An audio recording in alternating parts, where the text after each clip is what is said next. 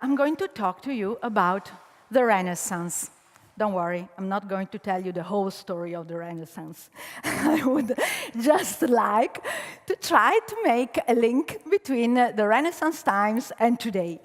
What is so stunning about the Renaissance? That it has been called like the golden age of art. Just think of sculpture, Donatello, Michelangelo, painting, Botticelli, Masaccio, Tizian, Raphael, Ghirlandaio, and so on. Architecture, Brunelleschi, Leon Battista Alberti. Philosophy, Marsilio Ficino, Giovanni Pico della Mirandola, Poliziano, just to name a few. And also the genius, universal genius, Leonardo, ranging from painting, sculpture, engineering, inventory, everything.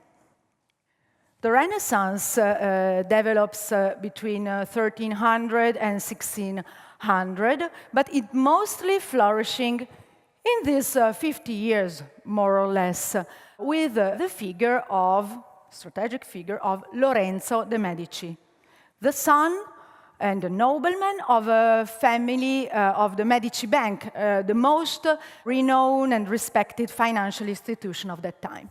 In these 50 years, you know that in Italy owns 60% of the artistic and cultural heritage in the world. Most of it is in Florence, and most of it has been produced in this very small period of time. So how did it happen that so many geniuses of art get together in the same place, in the same time, and produce so many masterpieces of art? Was it a freaking preponderance of artistic skills, or rather something else? You have to know that Lorenzo de Medici didn't just want to make money, but he was also very careful in how to spend money. And he was very interested in art and philosophy. He used to invite for dinner every night Marsilio Ficino, and Michelangelo lived in his house for 5 years. And they used to talk, and they used to share ideas. And Lorenzo Medici's ideas is that the best idea of society was the Greek one, the Greek theorized by Plato and Aristotle. A society based on the ideals of harmony, of order, of calm, of dignity. And what has art to do with it? Art, through beauty, is the way we can promote these ideals. But maybe you can think, oh, well, making a new Renaissance can be too expensive for us. The world is not rich enough.